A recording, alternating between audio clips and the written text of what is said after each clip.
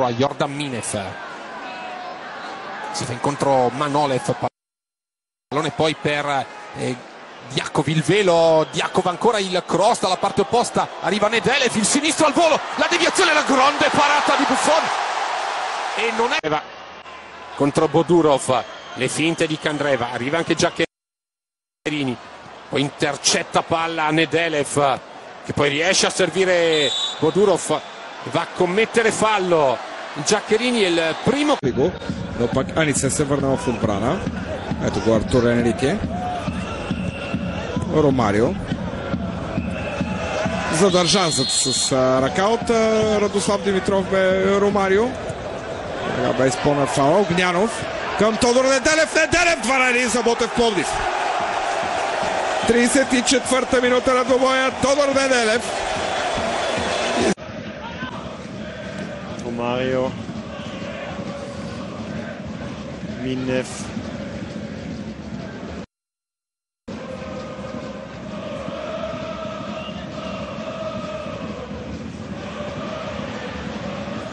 Außenpositionen und wieder Riesendusel, der kommt da, Romario, meine Güte, in der Mitte war es Anise. Schwab raus.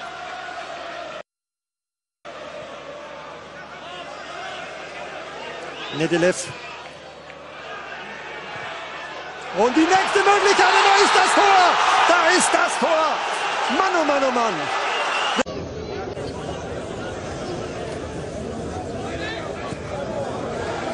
Луис Педро отново. Сега Мариан Огнянов. Възможност за ново попадение и Тодор Неделев реализира втория гол. След чудесно проведена многоходова пост, където се търси втори равностоен футболист, ще бъде зет. Всичко това говори изключително добре за селекцията на Ботев Пловдив. Огнянов. Станислав Костов, стартира Луис Педро, в ляво подкрепи Артур Енрике.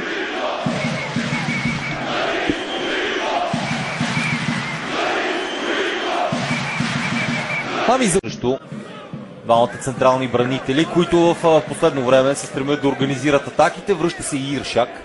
В отсъствието на Галчев, той остана единствения чист дефанзивен полузащитник Тодор Неделев.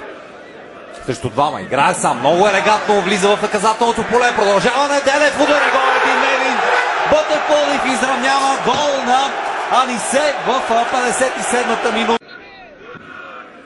Това се усеща и в позитивните резултати на националния отбор в последно време. Сивърс Прокер сега подава вдясно към Йордан Христов.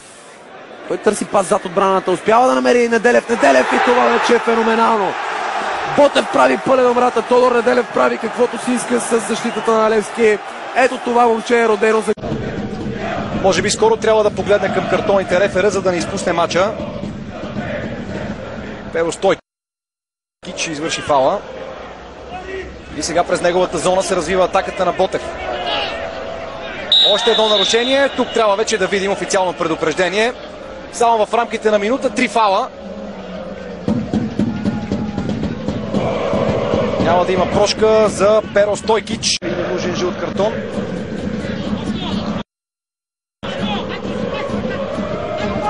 Ирландския рефер вече изгони пресилено Валери Пиновчийски. Няма смисъл да се влиза в неговото полезрение. И сега отлични предпоставки за контратака. Тодор Неделев може да играе един на един. Задържа топката Тодор Неделев. Хубаво меко подаване към Ромарио от Гордзора, който не можа да овладее както трябва. Иначе Мариан Огнянов нахлуваше на скорост в наказателното поле на Зрийски. Ново центриране. Това е добра възможност. Как не можа Тодор Неделев да намери топката. Отличен шанс за Ботев Пловдив да стигне до втори гол. Напълна Томаш Иршак подари топката на съперника и дава възможност на Зрийски да организира атака. Завършила безславно заради адекватната намеса на Бобан Гранчаров. Тодор Неделев. Много опасен е, когато е с топка в крака. Отличен поглед. Прекрасен пас на Тодор Неделев към Вандер. Това отиграване доказва, че е фаула. Иршак много добре затвори дясната зона, която беше проблемна за Ботев през първото по време, докато на терена се подвизаваше Йордан Христов. Тодор Неделев прекрасно обръща фронта на атаката в ляво, много центриране в наказателното. Имаше възможност Фокси да се разпише, брилянтна намеса на Адам Стаховяк. А ето, че сега след 54 минути Мариан Огнянов дава предимство на Ботев. 2-0 вече общия резултат. Сега вече състава на Станимир Стоилов трябва да се поуспокои, да търси нови попадения за удоволствие на зрителите по трибуните. А и на вас, уважаеми зрители, посочва бялата точка главния съдия.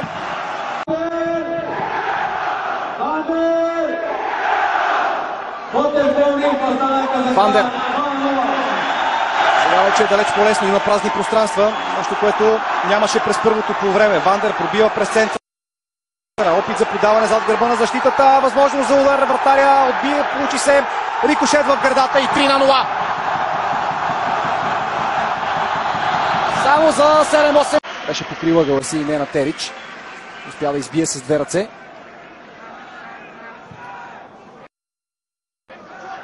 Заучено положение. Топката е върната назад. О, колко красив момент в срещата. Шут от воле на Тодор Неделев и пак Нена Терич спасява. Правят каквото си пожелаят.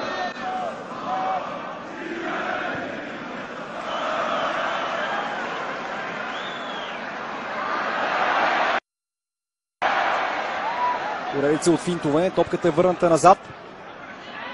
Отлично двойно подаване и 5-0. Блестяща атака на Ботев Пловдив. Великолепно изпълнение на Тодор Неделев. Двойното подаване беше завършено.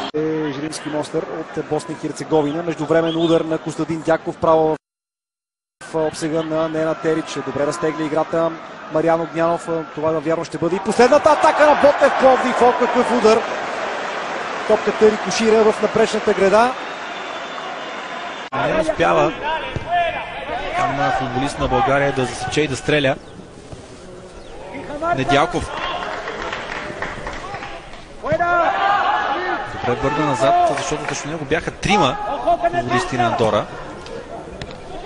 Сега шут и прекрасен гол.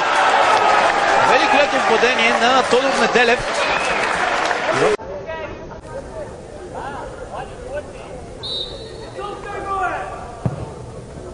Още една добра топка и това вече е 3-0. Този път Чочев не пропуска. Футболистът на ЦСК отбелязва трето попадение в 50-та минута. По-голямо.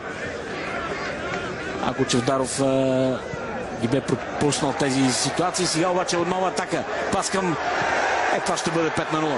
Това ще бъде 5-0. И най-накрая Станислав Костов успя да се разпише в тази 89-та минута, ако не се... Двата отбора развият някоя по-опасна атака. Има шансове пред Иршак. Ето хубаво подаване Неделев. Това ще бъде втори гол. Иван Цветков реализира второто си попадение в 85-та минута на този матч, с което узаконява успеха на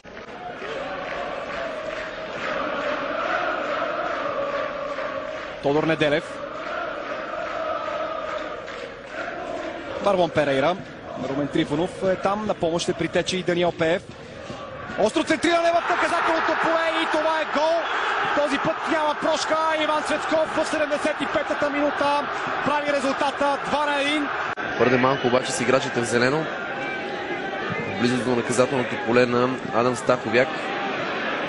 Ботев продължава да атакува. О, каква глупост отново на защитата. Засада няма. Имаше кой да я покрия. Луис Педро отново бавно и методично излиза в позиция 2-0 за Ботев. 35-та минута. Комична изява на цялата отбрана на Пирин. Нещо никаква съпротива, за да бъде тестван този вариант на терена. Отново лесно отнета топка. Станислав Костов отваря голяма крачка и може да стигне до удар. Решава естествено да центрира. По-добра позиция има своя съотборник и това е 4-0 за Ботев. Тодор Неделев вкарва втория си гол в 60. Атаката на Ботев продължава в половината на Монтана. Доста дълго време вече задържаха жълточерните притежание в полето на съперника и ето, че Вандер опитва пробив отляво. Получи се тук пробива. Вандер центрира прострелно. Ще има удар към вратата и това е 0-1.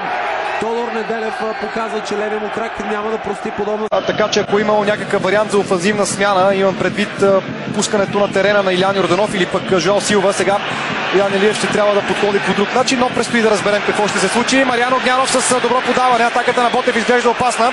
Пас към непокрития Иван Цветков, който шутира от волей и прави резултата 2-0. Много красив момент. Ботев до голяма степен предрешава изхода на матча. Хубаво подаване към Иван Цветков, който намери. Стреля твърде слабо с глава и не затрудни Йордан Господинов, защото това бе епизод, който може да промени развоя на целия матч. Рядък шанс сега за малко повече скорост в нападението на Ботев. Добре се възползва там Рикет. Центриране и точно пред главата на Цветков. Топката избита. Неделев може да изравни и това е 1-1. Тодор Неделев вкарва и хвърля в екстаз публиката на гостите.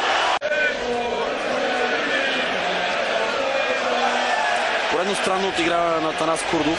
Започва да се чуват възгласи на недоволство от публиката на домакините. Мариан Огнянов сега успява да изостри атаката. Цветков към Миршак. Меко подаване наляво. Това е много опасно и това е гол. 2-1 за Ботев Пловдив. След една чудесно проведена атака. Тодор Неделев се